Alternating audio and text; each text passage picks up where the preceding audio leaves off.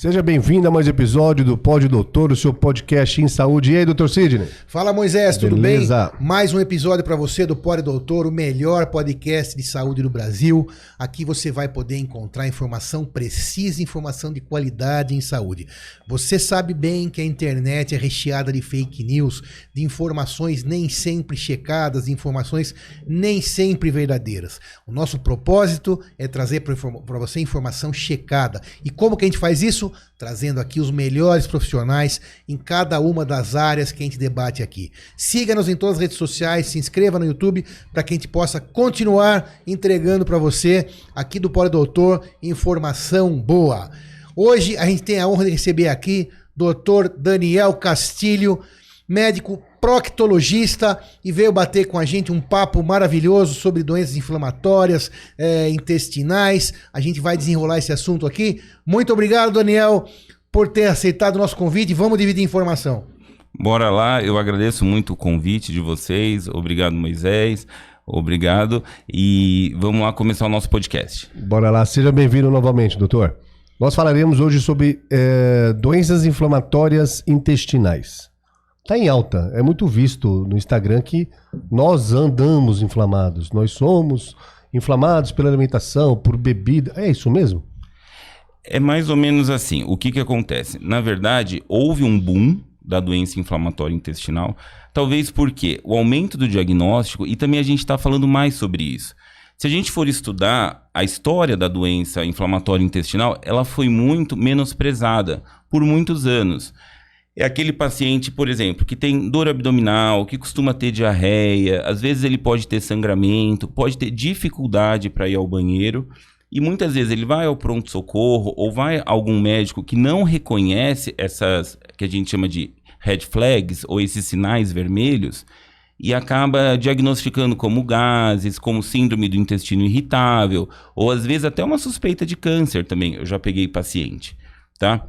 Se a gente for ver, a média é que o paciente ele passe por 10 médicos até acertar o diagnóstico da doença inflamatória intestinal. Mas é muita coisa, 10 profissionais? 10 profissionais médicos, essa é a média. E não é só nacional, tá? Internacional também. É muito difícil o diagnóstico. Exatamente, essa seria a minha pergunta. Qual que é o motivo de passar por 10 especialidades para chegar no... Não, mas é isso mesmo. O motivo qual que é? Essa doença, ela mimetiza muito outras doenças. Tá? Então elas são muito parecidas. Então esse paciente que tem esses sintomas um pouco mais frustros, eles acabam procurando um médico, muitas vezes não é especialista nisso, em doença inflamatória, e acaba recebendo diagnóstico de outra forma. Então ele recebe diagnóstico de endometriose, que é muito comum. A gente tem diagnósticos de intolerância alimentares, como intolerância à lactose ou de glúten, né? A doença celíaca. O próprio câncer pode mimetizar. Tá? E qual que é o problema também que eu vejo? Não existe um exame que a gente fala assim, você vai fazer esse exame e você vai receber o diagnóstico. Por quê? A doença de Crohn, diferente da retocolite, ela pode acometer da boca ao ânus. Doença de Crohn é um tipo de doença inflamatória intestinal. No nosso papo aqui, os dois carros-chefes que nós vamos falar em relação à doença inflamatória do trato gastrointestinal, doença de Crohn e retocolite ulcerativa. Isso, perfeito. RCU. Tá. Isso falei bobagem? Não, perfeito. Falaremos sobre HPV também? Num próximo momento a gente vai falar, para não misturar, senão acho que é muita informação. Mas inflamatórias são essas duas. São essas duas. Então, o que acontece? Como eu estava falando, a retocolite, então, que acho que fica mais fácil, ela acomete o cólon, que é o intestino grosso. Colite, ó. Colite, cólon, certo? Que pode dar o quê? Sangramento, a presença de muco nas fezes, que é aquele catarro, tá bom? E também essa urgência evacuatória. Então, o paciente, assim, ele precisa ir ao banheiro várias vezes, 10 vezes, tá? Muitas vezes. Isso a gente chama de retocolite ulcerativa. 10 vezes no dia. No dia. Fazer número 2. Fazer o número 2, evacuar. Mas 10 vezes no dia que não consegue se segurar? Às vezes não consegue. Tipo uma diarreia? Ou pior. Entendi. Tá? Okay. E a outra é a doença de Crohn. Tá? O que é o Crohn? É a doença que ela pode acometer qualquer parte do seu trato digestório. Então, da boca ao ânus. Então, ela é muito difícil de ser diagnosticada. Por exemplo, tem paciente que tem o Crohn no intestino fino. Você faz a colonoscopia, ela é normal. E daí é muito comum falar assim, você não tem Crohn. Não, você pode ter Crohn, mas ele acomete outra região. E como que eu vou dar o diagnóstico do intestino fino, por exemplo? Alguns exames de imagem, como tomografia, acho que o Sidney pode até falar melhor, não são os principais. E daí, se fizer ainda mais sem contraste, e às vezes é isso que acontece, não dá o diagnóstico. Mas você falou que a doença de Crohn é mais comum e... Ou não? A incidência das duas, elas são muito parecidas. Ok, mas a doença de Crohn pode ser desde a garganta? Da boca ao ânus. Todo o seu trato digestório. E pegando esôfago, estômago, intestino fino, grosso e o ânus. Ok, mas a gente começou a falar do intestino fino. Isso. Que pode ser que esteja lá também. Isso, porque é um dos principais locais, é no final do intestino fino, que a gente chama de ilho terminal, é onde ela acomete. Tá? E a dificuldade é de dar esse diagnóstico, porque em alguns pacientes a colonoscopia que vê o intestino grosso, ela pode chegar até esse pedacinho, em outros pacientes não chega nesse pedaço. Mas quando a gente fala da boca, ela é visível? Aftas pode dar, okay. Tá bom? Às vezes algumas outras lesões, como rachadura na boca, pode dar úlceras ou lesões aftoides no esôfago, pode dar no estômago, que é comum em criança. Por que é mais comum em criança? É o tipo do aparecimento da doença. Em criança a gente sempre investiga esse trato digestório alto. Porque ele pode ter um Crohn de estômago, por exemplo. Então a doença de Crohn, ela acaba saindo da boca até o ânus, com maior incidência no intestino fino. Podendo ser da boca até o ânus. Isso. E o mais comum onde aparece é no intestino fino. No ilho terminal, que simula muito o quê? Qual doença que você lembra que dói no lado direito, aqui no cantinho da barriga? Pedra nos rins? Quase. Deu uma desanimada. Quase do outro lado do planeta. Hérnia. Não, foi bom. Ele matou você agora, né? Essa é a única que você não esperava que ele falasse. Ainda bem que você não é meu aluno, viu? Já ia reprovar. Sim. Apendicite. Apendicite, pode ser. Você pensa ele na não é médico também. Exatamente. Que deixe claro que ele não é médico. Então, apendicite. E é muito comum essa doença, ela ser confundida com apendicite aguda. Tá? Então, os pacientes, eles são operados numa suspeita de apendicite e vai ver, é uma doença de Crohn. Então, isso também pode acontecer. Depois da operação, vai saber que foi doença de Crohn? Às vezes, anos depois. Por quem estava falando, a retocolite, né, Daniel? O sintoma seria diarreia. Com muco, sangue. Mas com dor também, Isso. abdominal. E a doença de Crohn, qual sintoma que o paciente vai sentir? É dor? Também tem diarreia? Como é que você... Essa é uma ótima pergunta, tá? Esse acho que é um dos nossos grandes desafios, o diagnóstico do Crohn. Por quê? É uma doença que ela pode inflamar o intestino, então o paciente pode ter diarreia, algo parecido. Essa inflamação pode ser tão grande que chega a obstruir, a fechar o intestino. E daí ele passa o quê? A não evacuar, a ter dificuldade de evacuar. Tá? Ele pode ter sangramento ou não. Então ela pode aparecer de várias formas. Pode aparecer como manchas na pele também, porque tem também, que a gente chama, manifestações extraintestinais. Então, tanto o Crohn quanto a retocolite, elas podem sair do campo do intestino e afetar outras regiões do corpo. Mas tem diversas doenças nomeadas e com protocolos. Tá. Doença de Crohn e a... Retocolite. Retocolite não existe um protocolo a ser seguido? Existe, mas não assim muito bem um protocolo, tá bom? Existem orientações, tá? Por quê? É aquilo que eu te falei. Às vezes você faz a colonoscopia, então para retocolite fica muito fácil você matar a charada. Você fez o exame, viu lá a lesão, fez a biópsia, tá bom? E a gente tem alguns achados da biópsia que vão confirmar e fechar o seu diagnóstico. Para fechar o diagnóstico, bater o martelo, precisa da biópsia. Precisa da biópsia. Isso é importante. Já no Crohn, qual que é a dificuldade? Às vezes você não consegue essa biópsia, porque dependendo do local do intestino, quem vai dar o diagnóstico para mim, às vezes é só o Sidney com a radiologia. E quando eu faço um exame de imagem, eu não tenho biópsia. Eu tenho uma imagem sugestiva. Tá? Então essa que é a nossa dificuldade. Então o médico ele tem que ser muito bem treinado para reconhecer isso e reconhecer os achados do exame. Então é como se fosse um quebra-cabeça que você tem que juntar para você chegar num diagnóstico. Professor, para os seus alunos, qual que é a orientação que você dá em aula para poder unificar essas peças e chegar a entrega do quadro do quebra-cabeça? Essa é a pergunta de 1 milhão, né? Na verdade, eu ensino eles a praticar uma medicina sherlockiana. O que é isso? É essa medicina investigativa. Tá? O próprio Sherlock, ele foi criado por um médico, né? O Conan Doyle. E o Conan, ele baseou o personagem do detetive num professor dele de propedêutica. O que é a propedêutica? É essa parte prática da medicina. Tá? Então, acho que esse que é o grande desafio do médico. É você ter ser perspicaz e conseguir chegar no diagnóstico. Então você consegue juntar esse quebra-cabeça, você consegue ver essas peças, consegue ir juntando, tá bom? Isso acho que é o nosso grande desafio. Aí vai cair numa outra questão que é até a formação. Como que foi a formação para esse médico chegar até aqui, para ele conseguir resolver esse problema? Tá? Porque muitas vezes não é um exame simples que vem lá ainda na legenda confirmando o diagnóstico. Então deve ser exames tanto de imagem, exames de avaliação clínica, anamnese, tem algum... O principal deles é a história clínica do nosso paciente, tá? Então isso é muito importante, uma boa conversa, uma boa anamnese.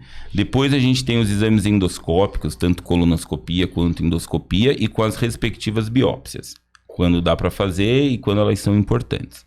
Depois nós temos os exames de imagem. Então, a enterorressonância, que é uma ressonância própria para intestino, ou a enterotomografia, que é uma tomografia própria para intestino, que o protocolo é um pouco diferente daquela que a gente faz normalmente. Antes do exame de imagem, já dá para ter uma noção para qual que vai e a imagem só vir para comprovar? Sim, esse é o nosso desafio. Aí que entra a medicina sherlockiana. Então, o exame de imagem... ele tem que servir para quê? Para confirmar a sua hipótese. Não é aquela coisa que você vai abrir o exame na frente do doente e falar, nossa, você tem Crohn, nem pensava nisso. Não, muito pelo contrário. A gente faz o exame para confirmar uma suspeita. Porque entenda uma coisa, você vai submeter o paciente a um exame com muita radiação. Acho que o Sidney pode até falar para a gente sobre isso. Então eu não vou fazer isso como um exame de rastreio para todo mundo, ainda mais para uma criança. E custo também, né? O custo. E é um exame, assim, que ele não é muito agradável, tá? Porque o paciente tem que tomar contraste. Eu já tive paciente meu que evacuou na máquina. Imagina o constrangimento que não é isso, você evacuar numa máquina de ressonância, tá? Então, quando a gente indica um exame desse, você tem que saber muito bem aquilo que você quer acertar. A gente começou a falar dos sintomas e acho que eu fiz uma pergunta, a gente parou pela metade, se eu não me engano. Tá. Sintomas, você falou que até pode dar manchas na pele? Pode dar algumas manchas, tá bom? Que você tem o pioderma, que é quando forma como se fosse umas úlceras na perna, que são na pele, que são muito dolorosas, ou o eritema nodoso, que parece como se fossem uns hematomas, tá? Que também o paciente ele pode aparecer. Por isso passa por 10 médicos, às vezes pode ir para o dermatologista. Não, ele passa em vários médicos e às vezes ele não consegue juntar isso num especialista. E se para nós médicos é difícil dar o diagnóstico de Crohn, imagine para um leigo, imagine para um paciente que põe lá os sintomas dele no Google. Tá? Então isso é muito difícil mesmo. E é muito comum essa história, assim, é de 10 médicos. Eu sempre pergunto na anamnese, na primeira, em quem ele já passou, eu vou anotando os nomes e como que foi a consulta, o que foi. E mesmo com médicos mais atenciosos, às vezes é difícil. Por quê? Entenda o seguinte, a doença ela não aparece da mesma forma para todos os pacientes. Então, às vezes, você pode ser meu paciente e está numa fase muito inicial, que às vezes eu não consigo te dar o diagnóstico. Tá? Aí entra também numa outra questão do médico, que a gente é formado e tem esse anseio de querer dar o diagnóstico na primeira consulta. E não funciona assim. Às vezes leva meses para o paciente ter o diagnóstico dele. Tá bom? Mas o que acontece? Às vezes a gente fica um pouco ansioso de querer dar o diagnóstico. O médico e o paciente. E acaba falando um diagnóstico que pode não ser verdade. Tá. E em relação às fístulas? Né? Qual dessas doenças tem fístula, que são aquelas comunicaçõezinhas perto do ânus, por exemplo? Retocolite tem, doença de Crohn tem? A fístula é o maior desafio da prócto, tá bom? Isso sem dúvida nenhuma. Por quê? Geralmente, as fístulas, elas são acompanhadas da doença de Crohn, tá bom? Existem casos de retocolite que tem fístulas, mas só que não é muito comum. O mais comum é na doença de Crohn. E diferente das fístulas que elas aparecem normalmente, que é por conta de uma inflamação da glândula, geralmente são fístulas menores, a do Crohn, elas são fístulas que a gente chama mais aberrantes. O que é isso? Elas podem pegar de vários lugares. Então, elas podem ter vários trajetos, parece um formigueiro. Então, de um orifício saem 2, 3. Elas não respeitam muito a posição anatômica. Tá? Então, isso também é um desafio. E imagina só, como que eu vou dar um diagnóstico de Crohn de um paciente que tem colônia, endoscopia, ressonância, tudo normal e só fístula no ânus? É muito difícil dar o diagnóstico. Porque daí, às vezes, você tem que fazer biópsia e a biópsia não confirma Crohn. Porque se não vem um achado na biópsia que vai falar, Moisés, isso é Crohn. Não vem assim. Tá? Ele vem que tem inflamação. Então, você tem que juntar tudo isso com a história do doente para poder dar o diagnóstico. Tá? E as fístulas, o que é difícil? Porque existem medicamentos até que cicatrizam as fístulas, que são os biológicos. Que eles têm aí, foram lançados no ano 2000, mais ou menos. Já estão com 20 e poucos anos. Porém, quando o paciente tem uma fístula e você indica o biológico sem fazer uma cirurgia para drenar essa fístula ou abscesso, aumenta muito o número de abscesso. Porque a fístula ela é composta de 3 elementos. Tem o trajeto da fístula, que é o caminho, a parte interna e a parte externa. A parte interna está dentro do ânus e a parte externa está na pele.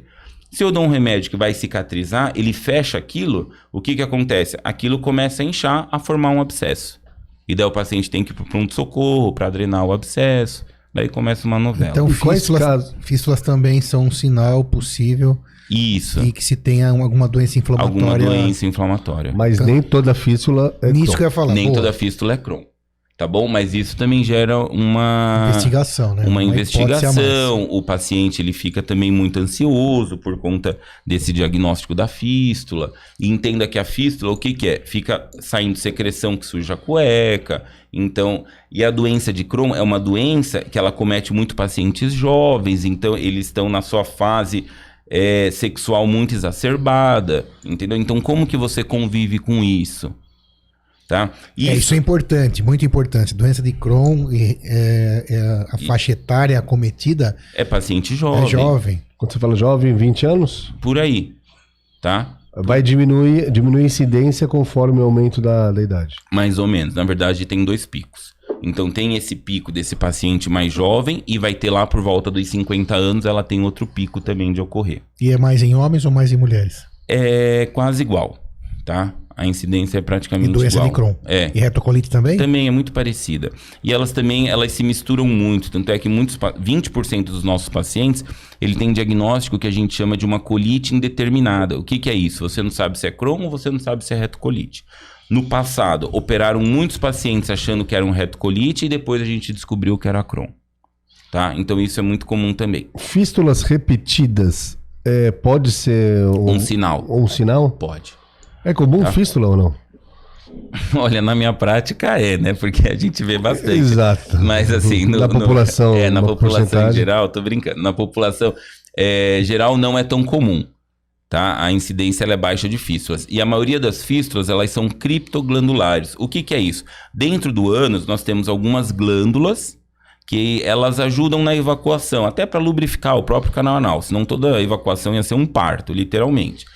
O que acontece? Como a gente tem aquelas glândulas na axila que inflamam, formam o abscesso, tá? Isso pode acontecer no ânus também. Qual que é a diferença? Que ela pode drenar para a pele, que ela vai achar um caminho que vai sair para a pele.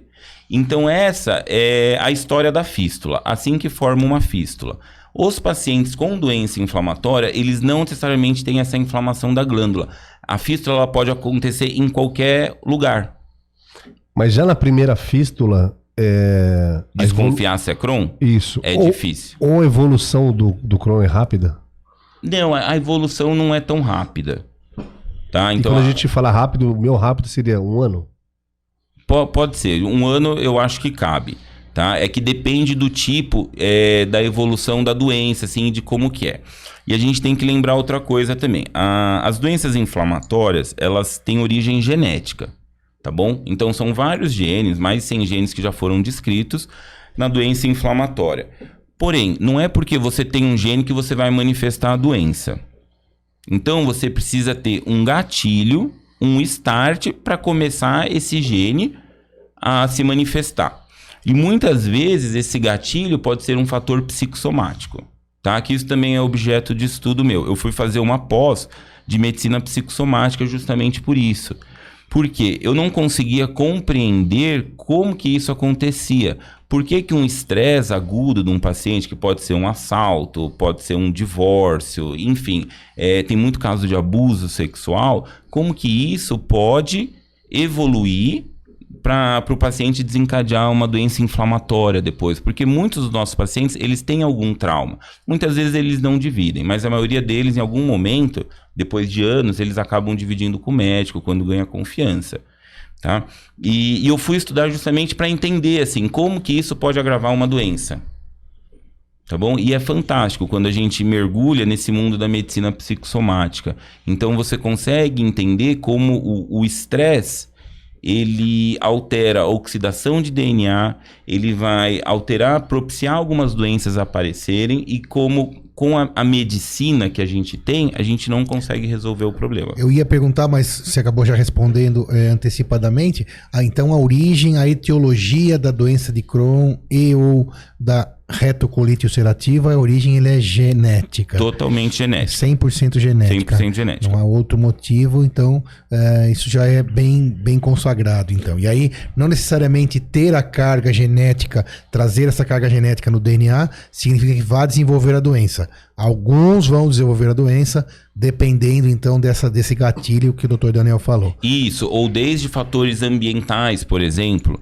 Tá? Então a gente sabe que populações mais industrializadas têm uma incidência maior.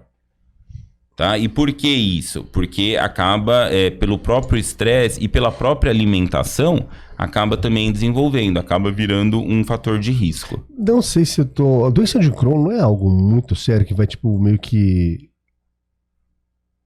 matando os tecidos? Não é matando... É tipo, tem que fazer uma cirurgia quase do ânus até o peito...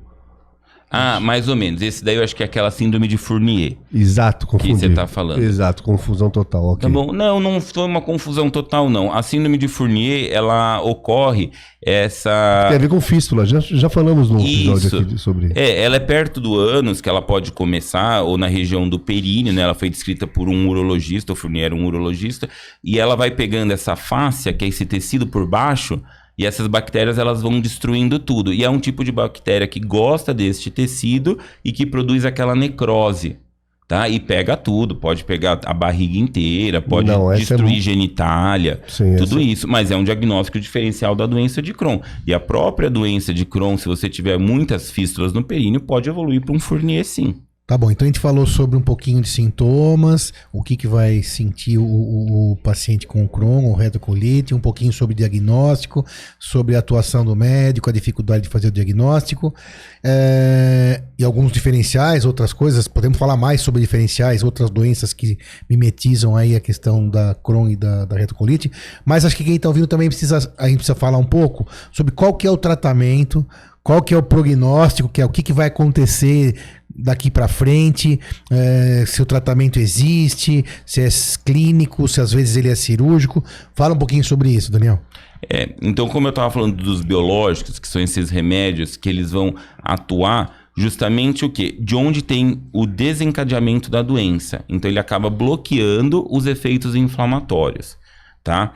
Então, eles surgiram aí nos anos 2000, então a gente já tem bastante tempo de uso dos biológicos. Então, existem uns que são injetáveis, tá bom? Que o paciente faz na veia, ou ele pode fazer injetando assim no subcutâneo, igual de insulina, igual do diabético, mesmo princípio. Tem injeções semanais, tem mensais, tem a cada 2 meses, então depende do biológico que a gente vai usar. E eles são fantásticos, porque eles mudaram a evolução da doença, tá? Porque esses pacientes no passado eles tratavam com corticoides ou com salicilatos, que é um tipo de medicamento, mas que não era 100%. Quando a gente fala dos biológicos, os resultados são fantásticos. Os pacientes voltam a ter uma vida praticamente normal, como se não tivesse a doença. A gente não fala em cura, mas a gente fala em remissão, que é quando a doença está em controle. Mas entenda também que nenhum remédio ele é milagroso. Então ele tem que ser indicado na hora certa, que a gente chama que é a janela de oportunidades. O que é isso? Eu não posso deixar meu paciente chegar lá nas últimas para entrar com um remédio desse que não vai funcionar. Então eu tenho que entrar na hora certa, tá bom? Às vezes eu tenho que trocar ou tenho que aumentar a dose, otimizar de alguma outra forma, E em alguns pacientes, por exemplo, com as fístulas perianais, também não adianta só o remédio. Eu tenho que, junto com o clínico, eu tenho que entrar com o tratamento cirúrgico, fazer a cirurgia da fístula, às vezes passar o sedenho, que é um fiozinho, um dreno na fístula, tá? Mas mudou muito a história. É que aqui a gente está falando da doença de Crohn, dos sintomas, ele acaba sendo um pouco assustador. Mas, na verdade, no dia a dia não é assim. Os pacientes têm uma vida praticamente normal. E os custos dessas medicações novas, tem ideia para falar pra gente ou não? Tenho. A gente tem medicações que custam aí de 2, 3 mil reais até quase 20 mil reais. Por aplicação. Por aplicação. Por Enquanto aplicação. o paciente tem que usar uma vez por mês, ou Então, depende. É aquilo que eu falei. Tem quinzenal, mensal ou a cada 2 meses. Então não é barato. Não é barato. Tá? A conta que a gente faz é isso daí. Então, o paciente que passou em 10 médicos, com múltiplas internações, muitas vezes são operados, o custo de UTI, o custo de tudo isso, o medicamento acaba sendo mais barato. Tá? Muitos deles, metade deles são custeados pelo SUS e a outra metade só pelo serviço privado. Tá bom? Pelos convênios que eles acabam sendo obrigados a pagarem os remédios. Até aqui eu trabalho no Hospital Santa Catarina e a gente tem um centro de doença inflamatória. Você tem um consultório lá? Tem um consultório lá dentro. Isso, a gente atende. E tem a equipe tanto da gastro quanto da procto, tá? Eu estou na equipe da proctologia. E a gente atende o paciente e junto com a consulta ele já faz a infusão. Então é fantástico, porque ele tem total controle sobre a doença. Então ele passa com o médico dele lá, vê como que tá, e na sala do lado ele já faz uso da medicação. Porque entenda assim, um biológico, ele tem um efeito, vamos dizer, de imunossupressor. Então ele vai diminuir as suas defesas.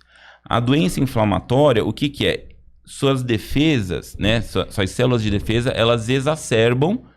Então, elas começam a destruir o próprio tecido. Então, eu estou dando um remédio que vai fazer o quê? Vai diminuir isso. Da mesma forma, é uma porta de entrada para outras infecções.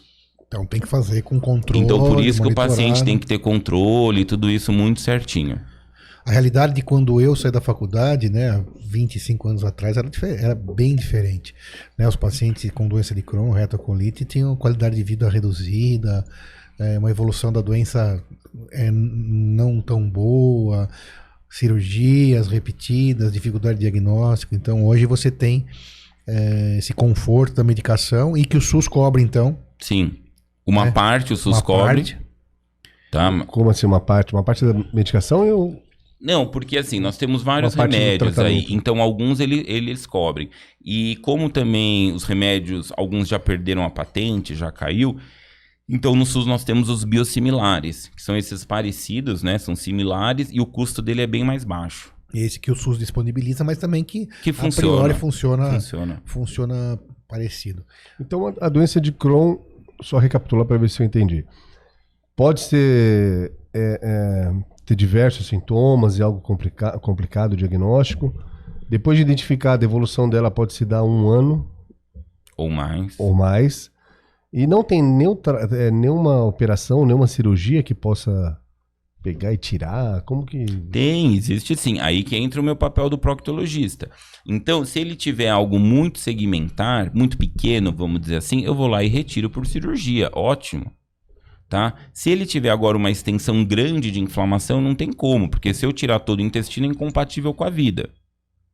Então, isso que eu tenho que estudar. Então, muitas vezes, o paciente chega para mim com uma lesão no intestino. O que que eu faço? Você entra com o biológico. Tá? Qual que é o papel do biológico? Desinflamar esse paciente. Porém, aquilo pode estar tão inflamado que já formou uma fibrose, que é aquela parte endurecida. Isso não tem biológico que funcione. Então, primeiro eu entro com o biológico, tiro o que dá para desinflamar, o que não dá, eu opero. Que vai ser a fibrose lá, uma região pequena que ficou. Isso, talvez por pequena, isso. talvez grande. Isso, essa que é a nossa ideia. E depois disso, para fazer a manutenção, você disse que é a remissão, né? Não vai ter a cura. Isso. E daí ele faz o acompanhamento, tá? Com as consultas aí mensais ou a cada 2 meses, dependendo do caso, e segue com o medicamento dele, com o biológico. Para sempre. Para sempre. A gente ainda não sabe o momento de tirar, tá? E um paciente que já operou, que tem uma doença aí num fenótipo, num estado mais complicado, mais grave, não vale a pena você mexer no remédio. E o próprio paciente não quer. Tá? Uma coisa que a gente tem com os pacientes com doença inflamatória, que é uma doença que os próprios pacientes são especialistas. É muito interessante, tá? Essa também eu acho que é algo que eu gosto bastante. Os pacientes são muito parceiros com a gente, então as decisões elas são todas compartilhadas de verdade. Então, quando eu falo para ele de um remédio, vamos tentar isso, ele já conhece muitas vezes, ele já leu, ele procura. Com os pacientes eu tenho um grupo de WhatsApp que a gente, às vezes, troca artigo, troca informação. Ele também já reconhece o momento que ele está em atividade.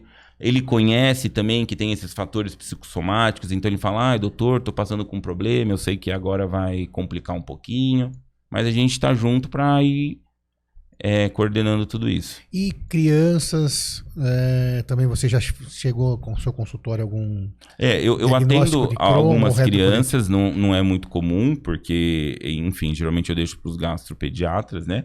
Mas algumas crianças eu acabo atendendo também. Para criança é um pouco mais difícil, porque é difícil fazer colono, endoscopia, fazer esses exames mais... Até operar uma criança, né? Então acaba sendo um pouquinho mais difícil isso. Mas temos também retocolite, doença de Crohn. Temos. E essas doenças que começam na infância, a gente chama que são as doenças monogênicas. Então, o que é isso? É um gene que apresentou algum problema. Quando a gente fala do adulto, são as doenças multigênicas ou poligênicas. Então, é mais de um gene. Então, a chance dela é menor e ela não costuma ser tão grave. Então, as doenças inflamatórias que começam na infância, elas tendem a ser mais graves. De doenças inflamatórias intestinais, nós estamos falando aqui das mais comuns e as mais severas? Que são as duas, né? Retocolite e Crohn. São essas duas? São essas duas. Não tem mais. Acho que já tá bom. E outros diagnósticos que eu tava falando, diferenciais, que são essas 10, às vezes que passa no gastro, passa no uro, passa no ginecologista, assim, mais ou menos, o que você já viu...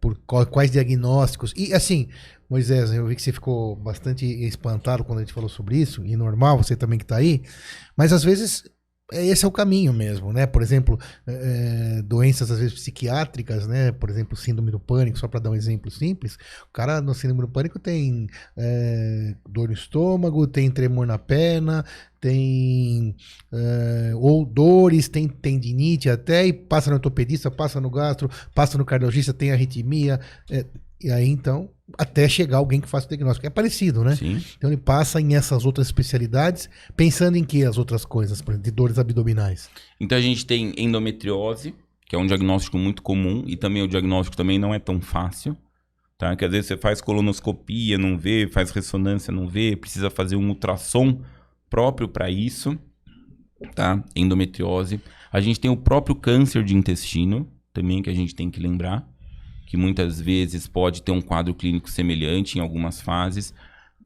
Intolerância alimentar, como a do leite ou do glúten também, que mimetizam. E outra coisa importante, 20% dos pacientes têm doença inflamatória e intolerância à lactose. Não é porque você fez o diagnóstico de intolerância à lactose que você vai descartar o Crohn. Então isso também pode acontecer. Tá? Por exemplo, até num quadro agudo, apendicite.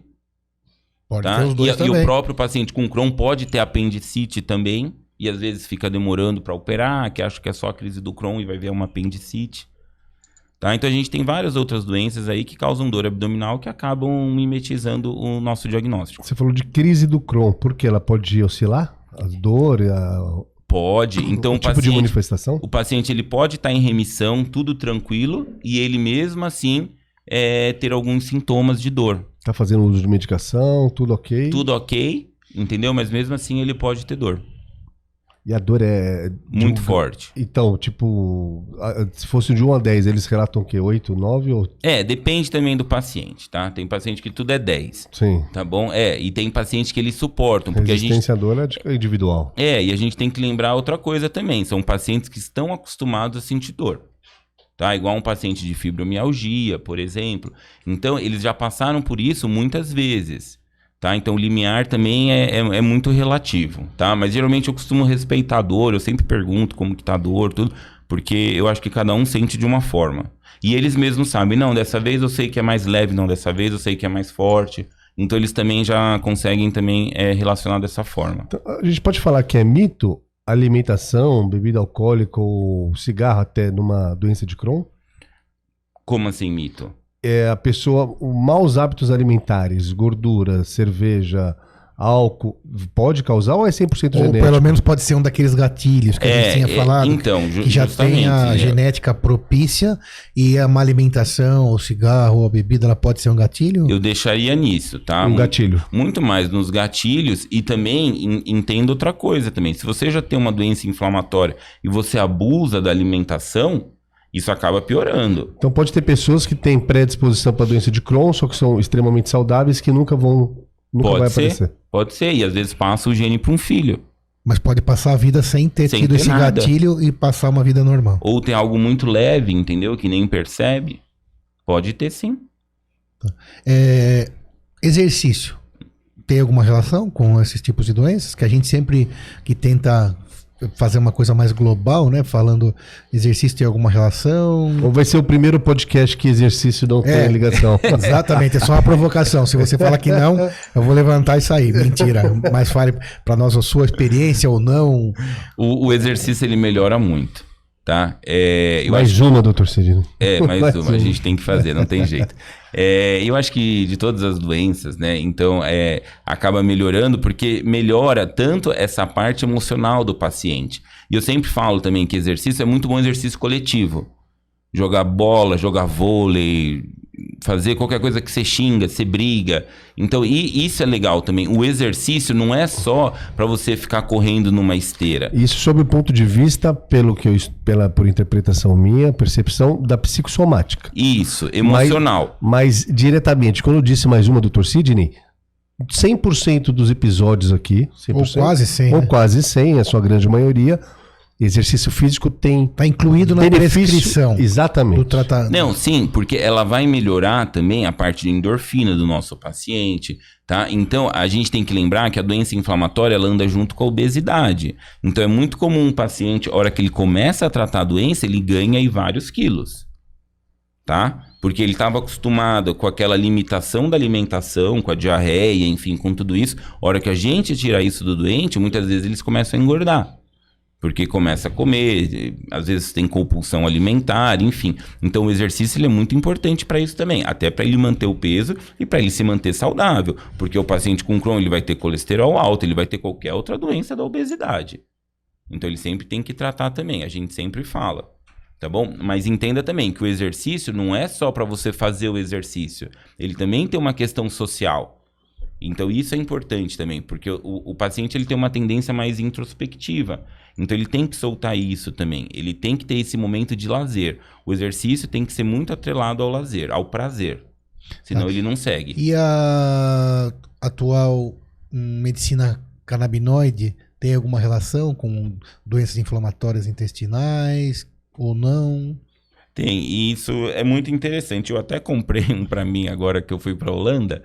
E eu comprei para provar também, porque a gente vê os trabalhos, está crescendo muito. Teve até um trabalho agora do grupo de Israel que publicou sobre isso. Comprou o quê? Seja claro conosco. Foi para Holanda. Foi para Amsterdã? Foi para Amsterdã. Foi mais para Amsterdã e comprei. Comprei o quê? Eu comprei o canabidiol, que é sem o THC. Ah, então, beleza. Tá bom? Tem aqui já também. Até minha avó tá tomando. Não, minha avó tá tomando. E o que acontece? Os trabalhos mostram o seguinte: melhora a qualidade de vida dos nossos pacientes. Então, você não melhora a inflamação. Então, os exames continuam com inflamação. Mas mesmo com a inflamação, olha que fantástico, melhora a qualidade de vida, melhora os sintomas. Tá? Então, na verdade, o canabidiol ele entra como um adjuvante na terapia. Porque tem paciente que a gente melhora a inflamação e ele não melhora dos sintomas. O canabidiol poderia atuar como... um adjuvante. Sim, mas numa diminuição da dor. Isso. Da e diminuição das dor. crises. Entendeu? Você entra com o remédio adequado, biológico aí, que vai melhorar a parte inflamatória e você tem... canabidiol para dor. Isso, porque diminui a ansiedade, diminui depressão. Mas o uso recorrente, canabidiol tem que ser... Ou é igual... Qual que é a periodicidade da cannabis no tratamento da doença de Crohn? Você pode deixar ele nas crises ou ele pode fazer uso contínuo também, tá? Porque ele não tem o THC, que tem os efeitos... A gente já teve capítulos aqui sobre canabidiol. E ele aumenta apetite, então ele é muito importante também. Mas peraí, se ele aumenta o apetite e quem tá tratando da doença de Crohn pode já... Exercício. Exercício. Porque senão vai ser 2 aumentadores de apetite, né? Um porque ele era limitado para comer e outro mais o cannabis, então... Mas isso é uma fase, depois o paciente ele entra e outra coisa, o paciente com doença inflamatória, ele tem muito medo, né? De entrar em crise, ele tem muito medo de ser reoperado, né? Quem já foi operado. Então, eles seguem bem a risca o que a gente fala. Eles são bem comportados nesse sentido. Porque ele sabe o que já sofreu. Para ambas as doenças faladas. Isso, uma é doença de Crohn e a outra retocolite. Retocolite, exatamente. E tem umas coisas também dentro da medicina, logicamente, as coisas vêm evoluindo ano a ano. Sempre. Essas questões cromossômicas, genéticas, que o Daniel Castilho estava citando, tem como verificar isso no paciente e ter uma visão direta desses cromossomos, desses 100 cromossomos, ou que estão com essa alteração, ou isso não é possível? Então, quando colher também isso? Quem pode colher? Como se colhe? A gente ainda não está nessa fase, né? Mas a próxima fase da doença vai ser essa. Tanto é que já tem estudo de dentina, né? Do dente de crianças, para saber do risco de ter doença inflamatória, tá? Então é muito interessante. Tá? Então, essa fase cromossômica vai ser a nossa próxima fase. Então, a gente já mapeou, já sabe quais são os genes que estão envolvidos, mas o grande problema é que não é só o gene, a gente precisa saber qual proteína que esse gene vai produzir, vai expressar. Então, a gente fala que a gente está na fase proteômica, para estudar as proteínas. É igual um livro de receita. Não é porque você tem um livro de receita que você vai fazer um cupcake. Então, você precisa fazer. Tá? Então você tem o genoma, você tem os genes, não necessariamente ele vai expressar uma doença. Então você precisa ter a proteína, que é quem vai fazer o teu problema. Tá? Então a gente está estudando muito as proteínas também. Então, diferentemente de algumas doenças que têm alguns marcadores já bem estabelecidos, Crohn e retocolite não tem nenhum marcador. Não temos ainda. Mas cientificamente já temos a comprovação. Não, está estudando. Mas não tem disponível ainda para o paciente nada prático. Não, enquanto. Porque você faz o teste genético, ele pode ver que ele tem o gene, mas não necessariamente ele vai expressar aquilo. Entendi. A gente está evoluindo para tentar chegar nessa... Sim, sem dúvida. Na situação. E a gente sempre fala aqui também, a gente já falou um pouquinho, né? Mas sobre as questões do atendimento do paciente em relação ao SUS. Né? A gente... Quando estamos falando de medicina assistencial, a gente não pode deixar de falar disso. Claro que guardadas as devidas proporções, dificuldades, etc. O SUS também atende todos os casos de retocolite, de Crohn, consegue oferecer as mesmas oportunidades terapêuticas, ou tem alguma limitação além da fila, além da dificuldade mais prática, né, estrutural? Tá. Quando a gente fala do SUS para doença inflamatória, funciona muito bem. Porque o que acontece? Existem os centros de referência e os pacientes eles são encaminhados. Então você tem do HC, você tem o do Heliópolis, você tem da Escola Paulista, então você tem do Maria Zélia. Então você tem os centros que os pacientes eles são encaminhados. Em Bragança, na faculdade, eu coordeno o ambulatório de doença inflamatória da universidade. Então todos os pacientes que têm suspeita ou que têm doença de Crohn, eles são encaminhados para mim. Tá? Então você tem um segmento diferenciado. Claro, quando a gente fala para o SUS, você não tem essa vaga de colono como você gostaria, você não tem vaga para internar, tem toda essa dificuldade. Mas com paciência conseguem todos serem atendidos de maneira humana, sim. Recebendo todas as medicações necessárias e tendo o controle da doença, que é, no final das contas, o mais importante. Afinal, a gente deve visar o conforto do paciente. Sim, não, e os pacientes, eles acabam tendo uma evolução satisfatória, que quando a gente fala da doença, assusta um pouco, né? Mas entenda assim, que na prática é uma doença que ela tende a evoluir bem, tá? Isso é uma realidade atual. É uma realidade atual. A minoria dos pacientes que acabam tendo complicações. Muito bem. Certíssimo. Moisés, aprendeu bastante? Muito obrigado, doutor. Confesso que aprendi bastante aqui também, relembrei bastante coisa e espero que principalmente você que está aí tenha aprendido bastante. Doutor Daniel, palavras finais, uma mensagem final que você deixa aí para o nosso ouvinte, o que você diria em relação a essa sua especialidade, esse seu trabalho, essa sua área? Eu gostaria de agradecer o convite, eu acho que foi muito importante, né? É sempre bom a gente poder falar um pouco sobre o nosso dia a dia, falar sobre a nossa especialidade. Ainda mais na proctologia, que eu acho que tem muito preconceito. Um Um erro que acontece muito é os pacientes chegarem achando que o prócto é quem cuida da próstata. Então, deixar claro aqui que não é, tá bom? O prócto, ele cuida da parte do intestino, tá? E diminuir esse preconceito, que as pessoas não costumam ir ao proctologista, só vão quando tem algum problema. Eu acho que é um médico que tem que ser incluído, principalmente quando a gente fala de câncer de intestino, né? Ou até da doença inflamatória intestinal. Tá? Então, acho que essa que seria a minha mensagem final e muito obrigado mais uma vez. Sensacional, doutor Daniel Castilho. Sorte dos pacientes que eu tenho como médico. Obrigado, valeu. Moisés, muito obrigado. Obrigado. Pessoal que está aí nos bastidores, valeu, obrigado. Até a próxima. Pode, doutor, compartilhe, espalhe saúde.